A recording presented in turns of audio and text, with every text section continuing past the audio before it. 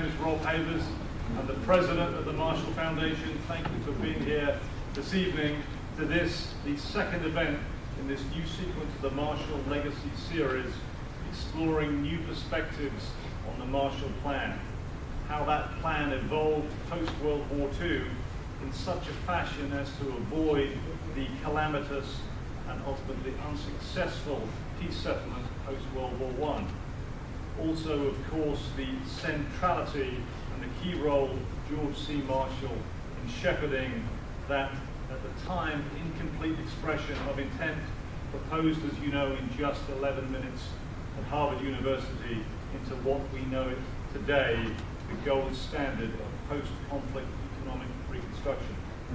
This evening, Dr. David Hein will add considerably to our understanding about the Marshall Plan, not only as a mechanism for rebuilding the economies of Western Europe, but also as a tool for promoting geopolitical stability and indeed international security. Professor Hein is a senior fellow at the George C. Marshall Foundation and has been instrumental in reviving our Marshall Foundation Scholars Program. He is also an affiliated scholar at the John Jay Institute and recently retired from Hood College after 35 years of service. Dr. Hein is the author of many articles, including In War for Peace, George C. Marshall's Core Convictions and Ethical Leadership, published in Touchstone in 2013, and The Marshall Plan, Conservative Reform as a Weapon of War in Modern Age in 2017. He is the author or editor of some 10 books on religion and history, and most recently an article on probably the most interesting and well-written piece of non-fiction about the First World War, Frederick Manning's magnificent A Private Read. Without further ado, ladies and gentlemen, please welcome Dr. David Hein.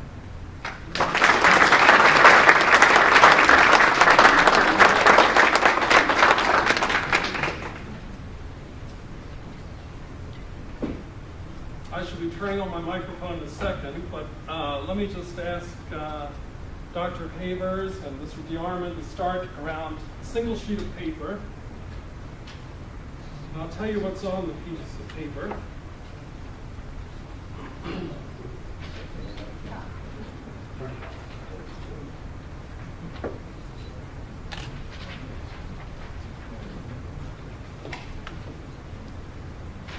Can you all hear me all right? This is working all right? Good.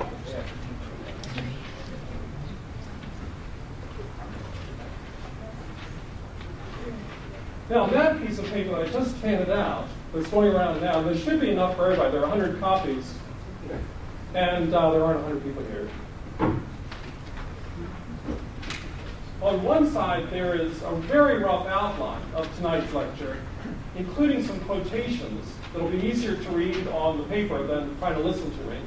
And then on the other side, there is bibliography that includes some works that are referred to this evening and have gone into this presentation. And of course, professors always think that when you hear a lecture, you're eager to go out the following weekend, read everything you can on the subject, so this will give you a chance to do that.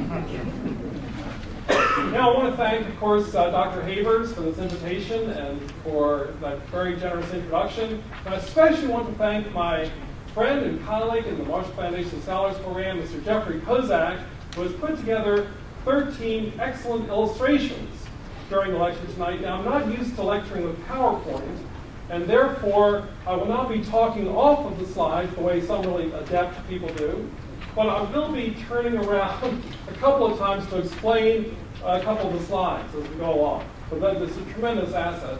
And most of all, I want to thank all of you for being here. There's a tremendous boost to the speaker to have such a great audience. I spoke here 5 years ago, but probably none of you were here, else you wouldn't have shown up again this evening. I really appreciate your attendance. Now, Dr. Havers mentioned some significant involvements of the Marshall Foundation and various things. As you may know, this semester, the Marshall Foundation Museum and Library, we are reliving, as it were, the first half of 1948. So in that spirit, I have some very good news for you. Today's March 15th, as you know.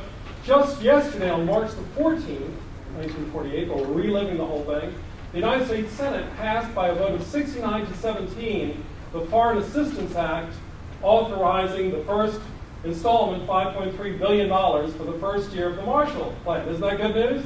And then, as a matter of fact, I look gazing into my crystal ball. Yes, I can see that on April 2nd, coming up, the United States House of Representatives will pass by an equally large margin the Foreign Assistance Act, or the European Cooperation Act. And then the next day, President Truman will sign it into law on April the 3rd, 1948. And then, well, I guess we learned, let me just check. You know, as a matter of fact, 2 days from now, on kind of another track, but very important, Great Britain, France, Belgium, the Netherlands, and Luxembourg will sign the Brussels Treaty, creating the Western Union Defense Organization, which is very, very important. And then, really better move on. Oh, let me just, no, 1 week from today, on March 22nd, actually, maybe I shouldn't tell you this. Can you all keep it secret? No. This is well, anyway, we won't worry about it now.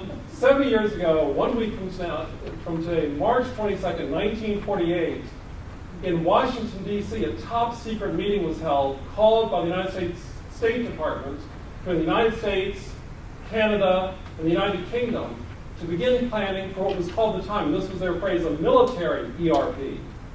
And then, 1 year and 1 day after the date that I mentioned, April 3rd, when the Marshall Plan was signed, that is on April 4th, 1949, the North Atlantic Treaty was signed. So those two events, the Marshall Plan and NATO, really go together. Now we really do need to move along.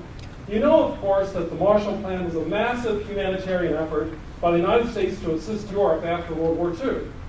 And you know also that Western Europe, and Germany in particular, were vital national security interests of the United States in our effort to maintain a balance of power with the Soviet Union and to contain communism. But what was most important? Well, what did General Marshall himself say?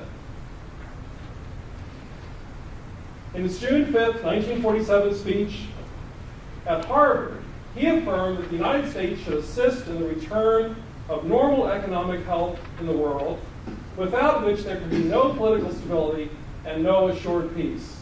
Our policy is directed, he said, and here come some very familiar words to you, not against any country or doctrine, but against hunger, poverty, desperation, and chaos. This program's purpose should be the revival of a working economy in the world so as to permit the emergence of political and social conditions in which free institutions can exist. First, then, in the statement, we hear the note of idealism. Our policy is not directed against any country, such as the Soviet Union, or doctrine, Marxism, Leninism, but against hunger, poverty, desperation, and chaos. But how important was idealism, really? As you probably know, the Marshall Plan has been criticized for not being idealistic enough. Its humanitarian facade was a cover, some believe, for a U.S. program altogether too focused on material conditions, specifically on American efficiency and success paradigms. Hence, among the recipients of ERP goods, resentment of this commercial culture alongside gratitude for its products. And you've all probably heard about this. The French, probably not surprised, were particularly resentful. In Paris, 40%, according to a poll, were opposed to the Marshall Plan, if you can imagine that. But at least in the case of George C. Marshall himself, the focus was not on trade and U.S. commercial advantage. Two writers, how many of you have read the biography of Marshall by Debbie and Irwin Unger? Was one or two of you have. They are very critical of George C. Marshall in their recent biography, but when they turn to the Marshall Plan, they note that Marshall's goal of bolstering the devastated European nations combined sympathy for human suffering and sincere concern for the preservation of free, autonomous government. It had little to do with expanding American commerce and international economic advantage. And that, which was a big charge by the communists at the time of the Marshall Plan, that we were doing this in order to build up U.S. exports. And in fact, I've heard just 2 weeks ago in Leesburg, Virginia, Ben Steele, the author of the new book on the Marshall Plan, that without question, the best book on the Marshall Plan, say exactly the same thing. In other words, that this was not to the commercial advantage of the United States. It would be a noble deed to enable Europeans to heat their homes during brutally cold winters and to consume enough calories to gain sufficient nourishment. It would be good also to help them to rebuild their industrial capacity and thus their opportunities to participate in regional and worldwide markets. But these good deeds were subordinate to international security. In fact, the ERP provided the crucial psychological pavers on the road to NATO. The dominant strategic goal of American planners was not humanitarian relief. In his Harvard speech, we hear Marshall strike this note: the U.S. should assist in the return of normal economic health in the world, without which there can be no political stability and no assured peace. That's the realistic side of the Marshall Plan, certainly the understanding favored by historians of the Cold War. Thus, Armin Grunbacher, in a recent article in Central European History, noted on your bibliography, provides a reading of this program that takes into account the harsh realities of the East-West conflict. He points out that the originally propagated view that the Marshall Plan was an altruistic endeavor through which the U.S. saved Europe from collapse and starvation has long been dismissed and replaced with a more realistic approach to international affairs. In the years immediately following the Second World War, he says, realpolitik and the perception of the ever more menacing Cold War made it inevitable that the Marshall Plan aid would become a weapon in the conflict. For George Kennan, the head of Marshall's policy planning staff, there were only 5 centers of industrial and war-making capacity in the world that were important to the national security of the United States. And those were the United States, Great Britain, Germany and Central Europe, the Soviet Union, and Japan. One of these 5, the Soviet Union, was already in hostile hands. The United States had to make sure that no others fell to the Soviets. Kennan saw the Marshall Plan as an instrument of communist containment.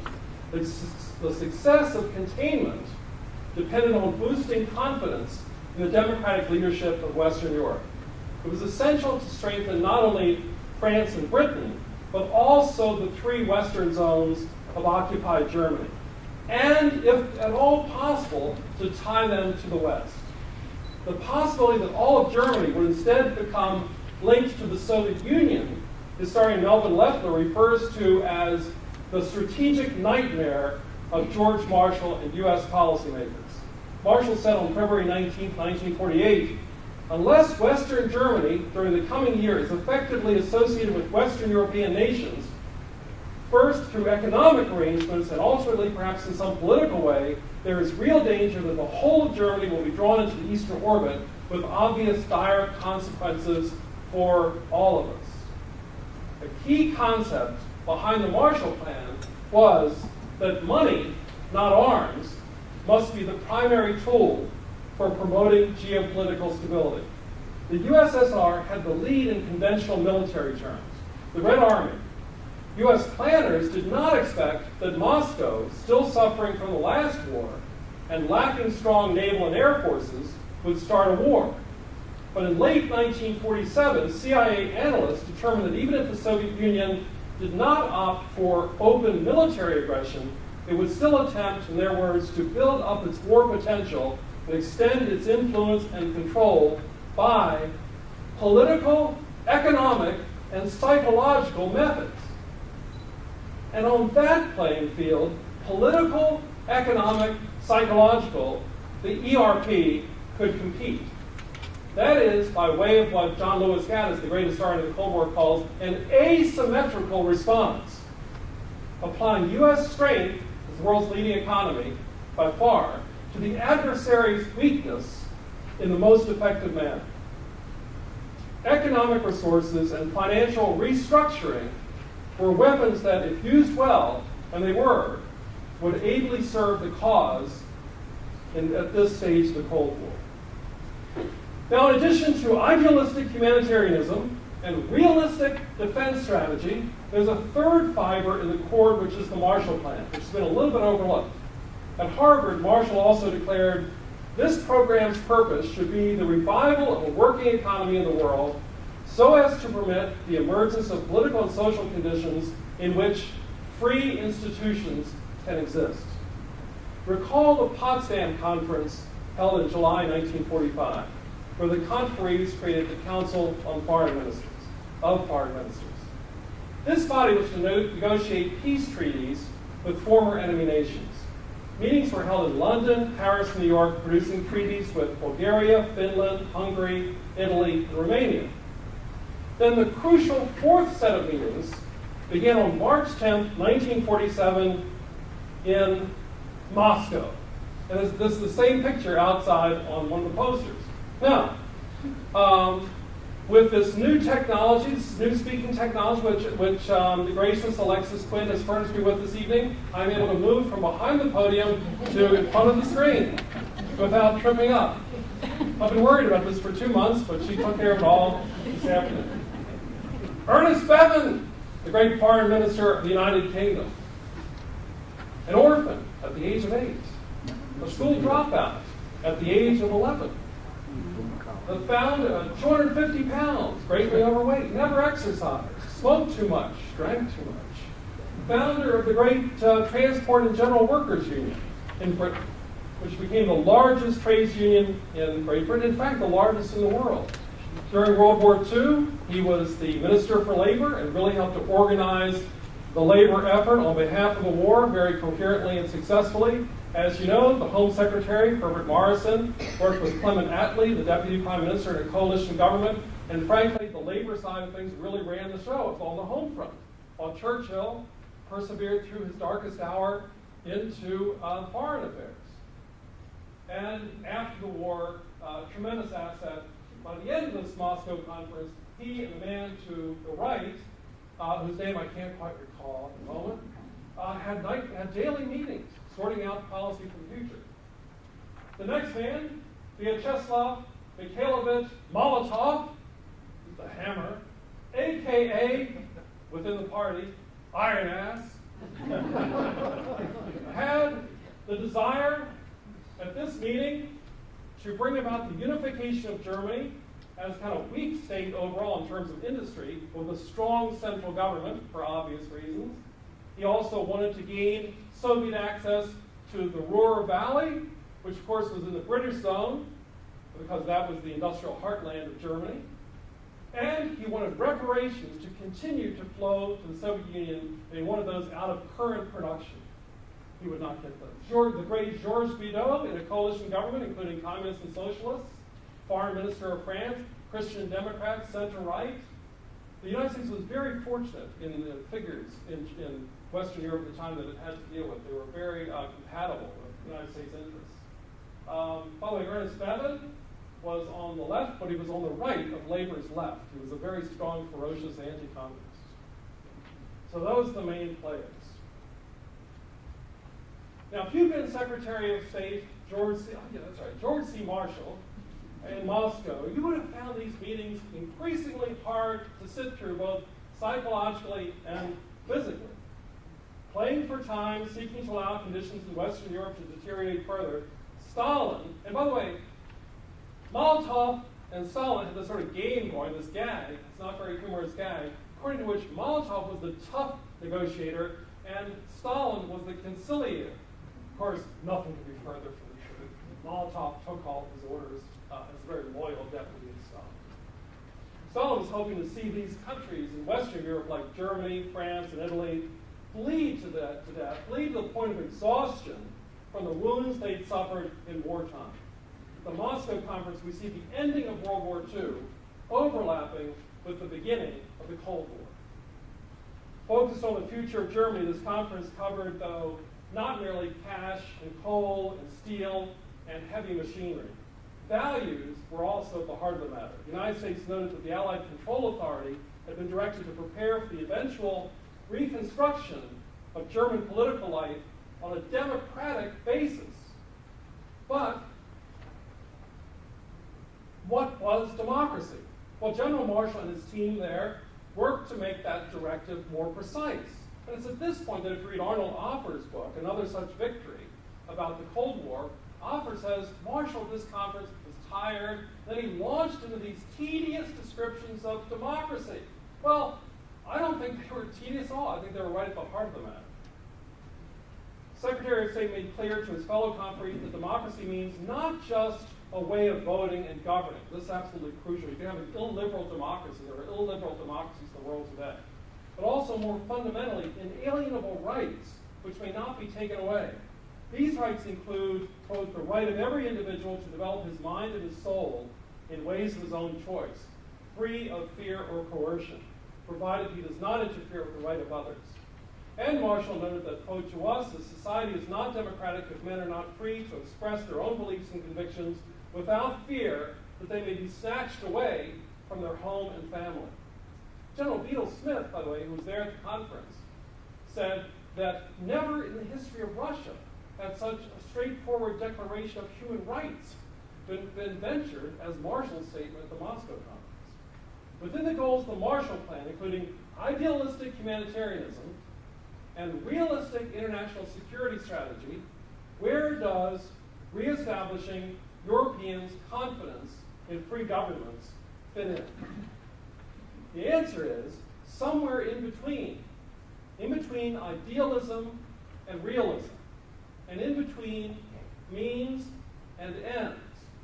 Maintaining free autonomous governments would reaffirm Western Europeans' bonds with the United States, their shared traditions and common values. But freedom and democracy were also, from Marshall's point of view, desirable ends, good in and of themselves. Securing democracy would help to keep the peace. Keeping the peace, by the way, as we know, democracies tend not to go to war with one another. So it's a realistic strategic goal to try to bring about the idealistic end of democracy. And boosting confidence both in the economy and in democracy would help to prevent a desperate lurching into the communist brand of stability and social harmony. The Marshall Plan affirmed that free markets and basic human rights and food security were mutually reinforcing, good in and of themselves, and contributory to a just and lasting peace. The part of this Marshall Plan puzzle that has perhaps been a trifle overlooked is this role of democracy, perhaps because its use at the time looks too much like propaganda, an obvious part of the sales pitch in this post-war period of bipolar competition. And perhaps democracy's role has been discounted too because proclaiming it looks disingenuous in an era in which the United States supported strongman regimes all around the world if they were on the right side in the Cold War, in Greece, in Korea, later in Iran, and of course in our own hemisphere. But George C. Marshall was truly committed to the principles and practices of democracy, even when this open, participatory form of government caused him problems. You know, we have Mr. Kozak to thank for this outstanding letter from our archives, which he has pulled out in this wonderful fashion for us. On June 14, 1948, in a letter to a fellow alumnus of VMI, Marshall exclaimed, "God bless democracy.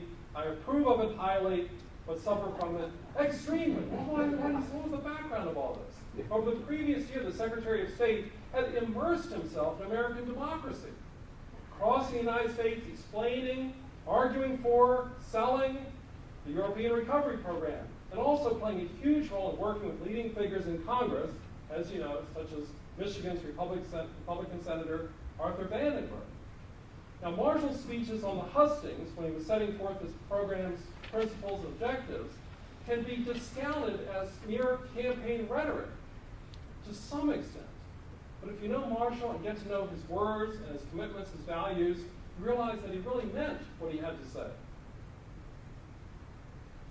In Boston, Massachusetts, on October 15, 1947, Marshall told the Congress of Industrial Organizations that the basic issue is simply whether or not men are to be left free to organize their social, political, and economic existence in accordance with their desires, or whether they are to have their lives arranged and dictated to them by small groups of men who have arrogated to themselves this arbitrary power.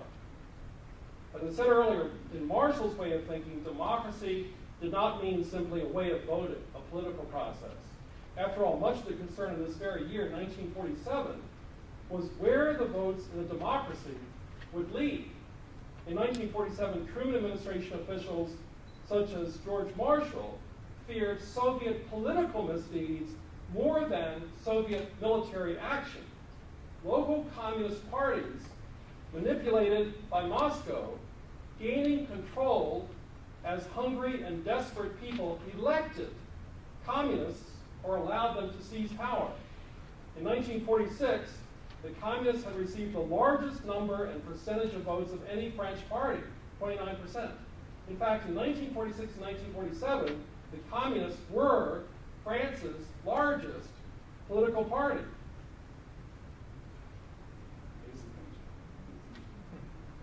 In May 1947, the French government had 5 communist ministers in its ruling coalition cabinet.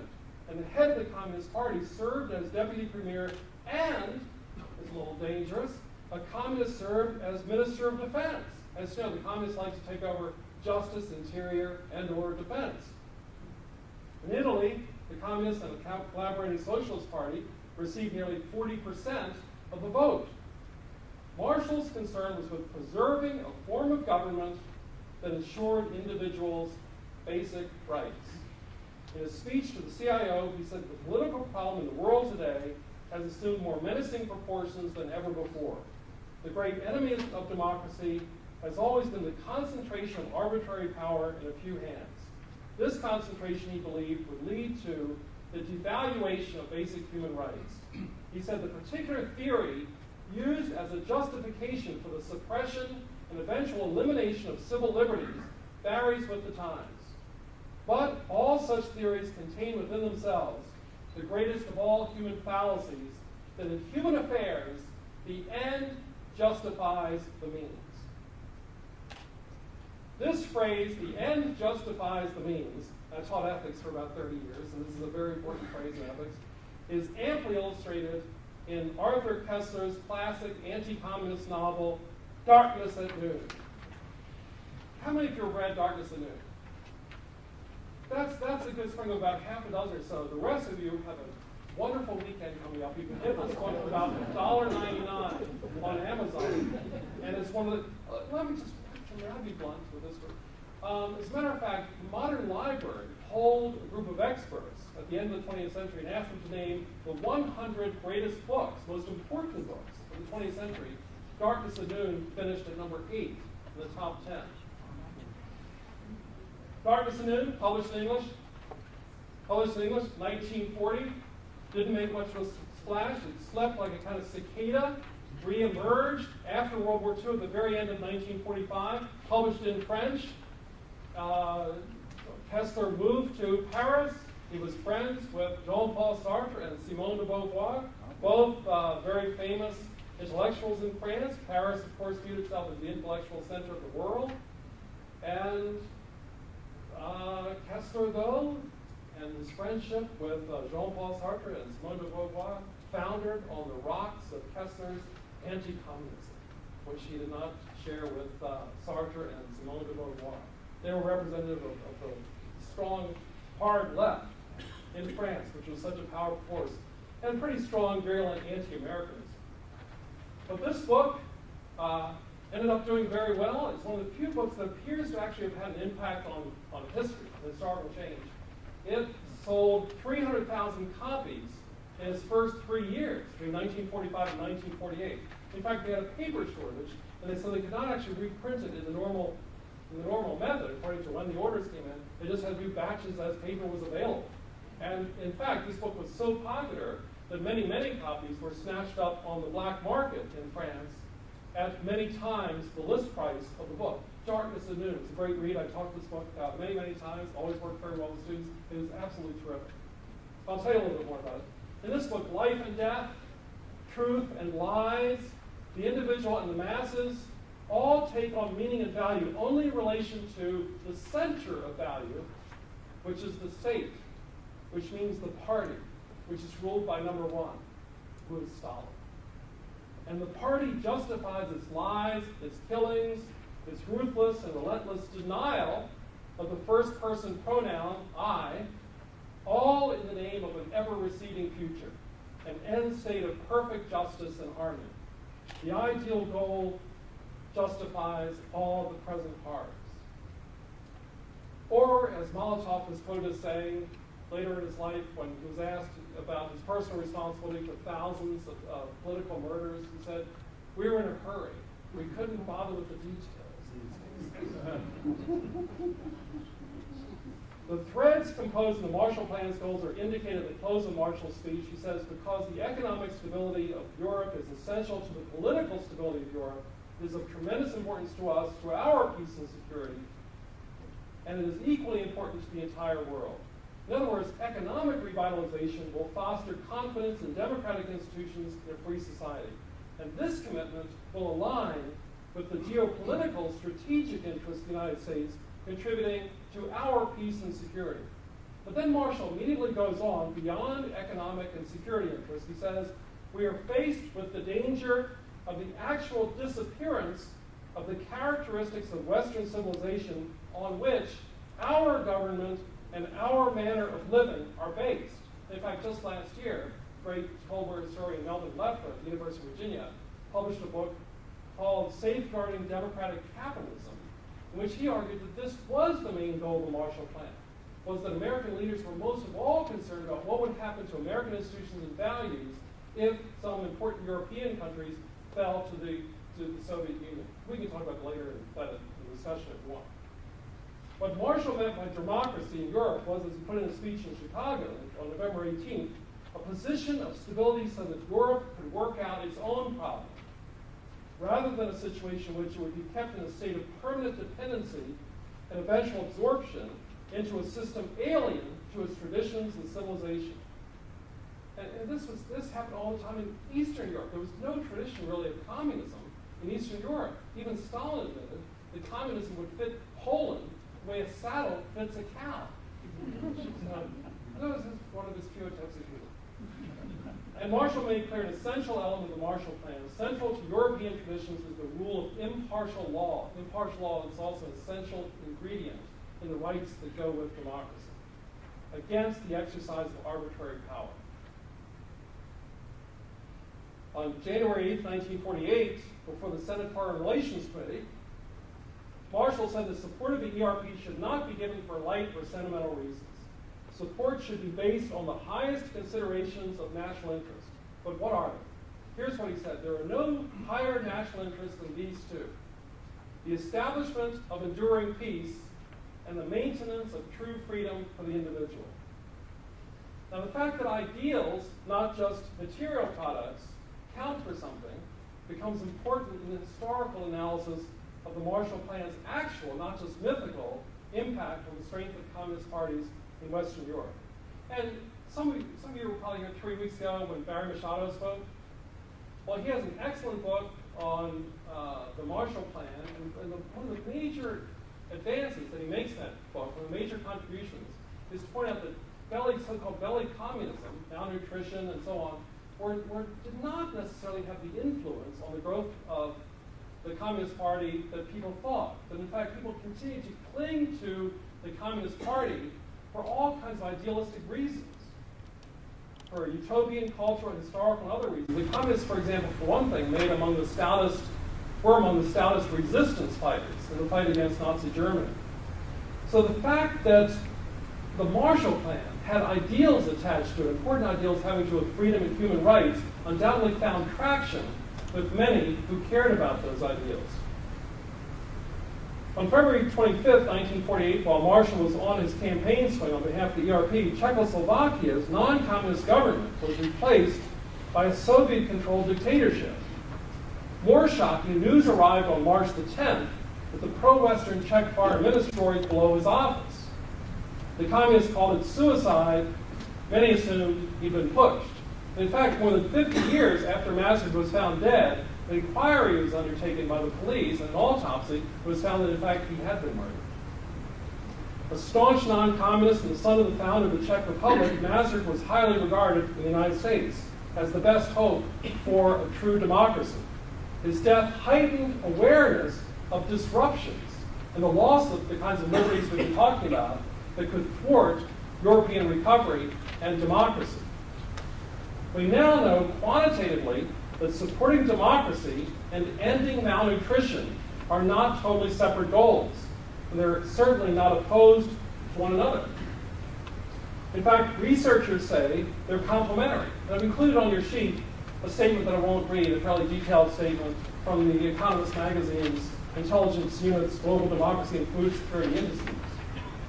What prosperity requires is pretty basic: liberal capitalism, strong property rights, a free press, the rule of law, free trade, limited government, and democratic politics. These things all go together. So as we've seen, General Marshall was right to support security, food security, free enterprise, and the basic rights of free citizens. All these things are very much connected. As Greg Behrman has pointed out, the Cold War was in large measure a war of ideology. Whose system of ideas was more realistic? Whose system of ideas was more liberating? In the Marshall Plan, realism and internationalism converge most effectively. Now, would you mind just for a few minutes we dive a little bit deeper into all this, do a little bit of political philosophy here? In fact, I would ask you to take a little trip with me. It may not seem to make much sense, but I think it will eventually. And I've been urging Rick Drake, as a matter of fact, to organize one of these. I'd like to see the Marshall Foundation organize a bus trip through Virginia and then on up to Pennsylvania and pick up all the sites having to do with both George Washington and George C. Marshall. Wouldn't that be a great venture? Wouldn't we all want to go on that? Anyway, go with me on a quick road trip now to Pennsylvania. First Gettysburg, and then Uniontown.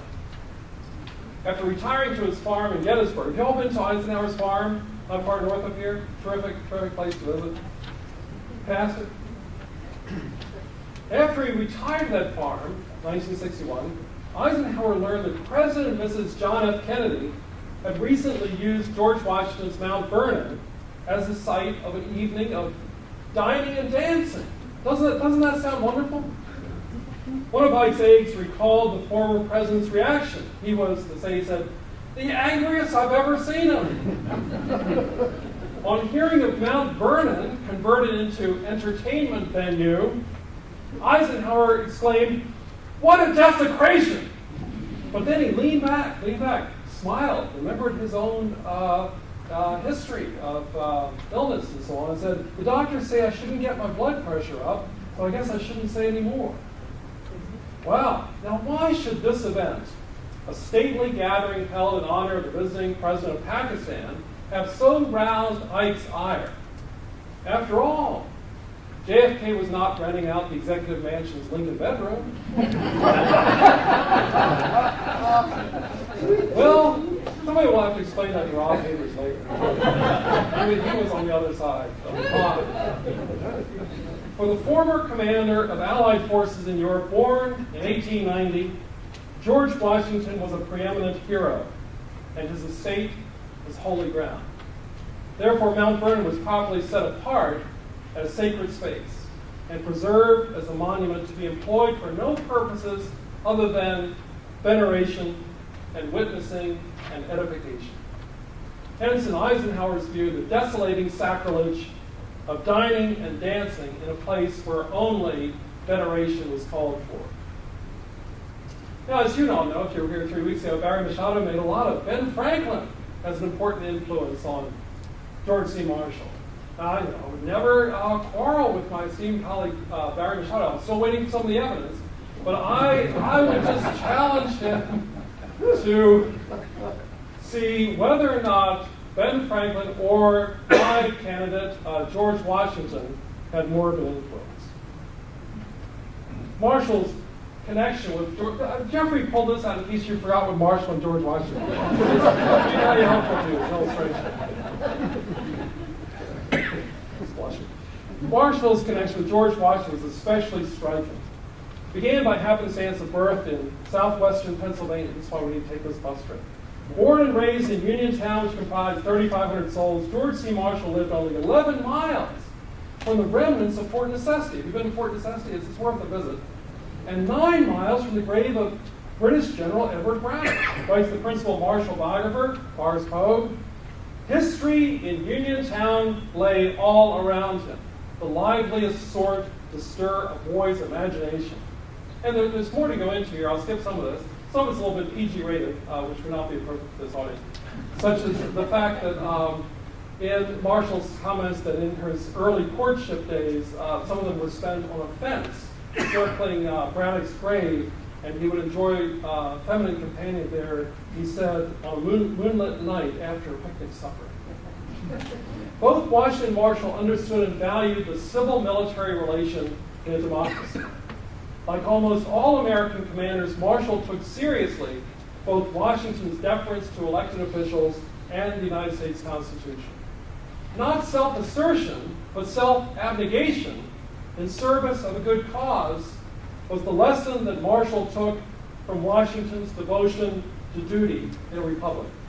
After the Revolution, the commander of the Continental Army sought only to retire to Mount Vernon, there to enjoy his estate, quote, under his own vine and fig tree, his favorite verse from the Old Testament. But his leadership abilities and his manifest trustworthiness, demonstrated in his refusal to seek a crown, made him everyone's first choice to head the new federal government.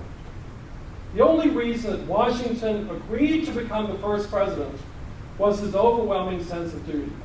His biographer, Joseph Ellis, comments, "No president in American history wanted to be president less than George Washington."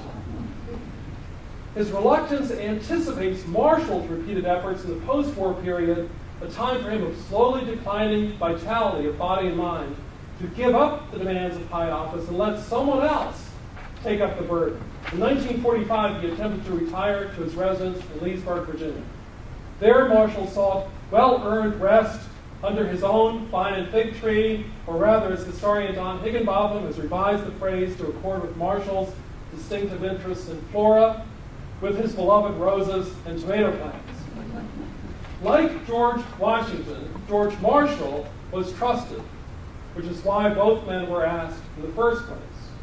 Also, like Washington, he was trusted because he put duty to country above any personal reward, and people knew it.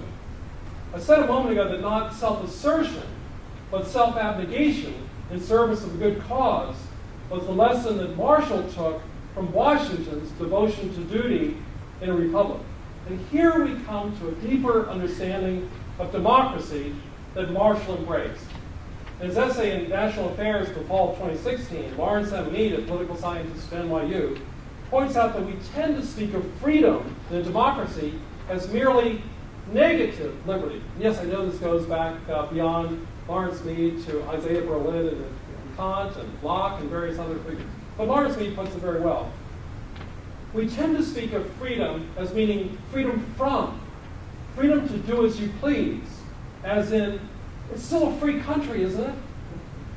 Freedom from fear, as FDR said. Freedom from the fear of being snatched away from home and family, as Marshall said in Moscow when defining democracy. But freedom in a democracy also means positive liberty, freedom for, the burden of responsibility. We get a sense of that burden from George Washington and George Marshall.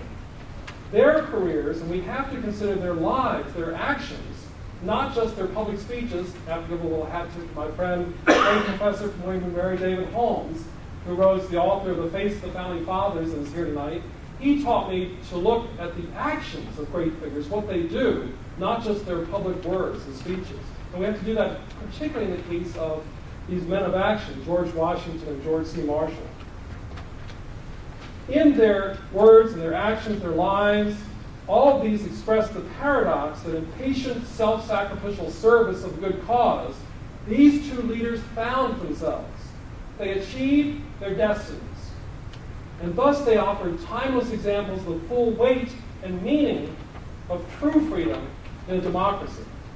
Alexis de Tocqueville famously pointed out that in the United States in 1835, things were quite different from the situation in class-bound Europe, where citizens accepted the rank they were born into. In democratic America, Tocqueville said, all was activity and bustle, as people strived to get ahead, to make the most of their opportunities, working hard to get ahead for oneself, for one's family, for one's community and country, That's part of what democracy means too. Both Marshall and Washington were strivers in and for the American democracy. Freedom then not simply as negative liberty, but also as positive liberty, freedom to do your utmost, to rise, to excel, and to set an example for others. But then, having succeeded, like George Washington, freedom also to practice the patience of power, to relinquish, to be humble, or like George Marshall, not to cash in by writing your memoirs or by serving on corporate boards. For both of these democratic leaders, the old virtue of self-mastery meant both striving and self-restraint. The Marshall Plan, as General Marshall said, was in accord with our democratic traditions. Generosity balanced national interest. American assertiveness aimed at enabling others. Compare the efforts of another system, Soviet practice in relation to Eastern Europe. While the United States was providing $13 billion to assist Western Europe, and that would be about $135 billion today, or since it was about 1.1% of GDP at the time, it would be actually about $800 billion today. It was about 10% of the operating budget of the United States at the time. And at the time that they were trying actually to cut costs and rein in the budget. It was a significant sacrifice. And so while the United States was providing that money to assist Western Europe, the Soviet Union extracted about the same amount in resources from its Eastern European satellites, while depriving them of political freedom and economic opportunity. Historian Neil Ferguson writes that to Western Europeans struggling to make ends meet, the Marshall Plan was the most visible manifestation of American goodwill and a mirror image of the Soviet policy of mulcting Eastern Europe. In sum, the Marshall Plan was not simply, or even primarily, a large-scale humanitarian program. That's true. An instrument of structural reform, the ERP was mainly a weapon in the Cold War. But this program embodied as well Americans' great tradition of freedom and democracy. As Princeton's John Eikenberry said in a recent article in Foreign Affairs, the post-war security community was not bound together merely by mutual vulnerabilities, but also by shared interests and common values. In his famous remarks launching the Marshall Plan, the Secretary of State said that this program's purpose should be the revival of a working economy in the world so as to permit the emergence of political and social conditions in which free institutions can exist. And Marshall could have added, in which persons are viewed as ends and not as means, in which human beings' basic liberties are preserved, in which citizens have the freedom and security that makes striving and generosity, duty and sacrifice both possible and meaningful. Thank you for your time and attention.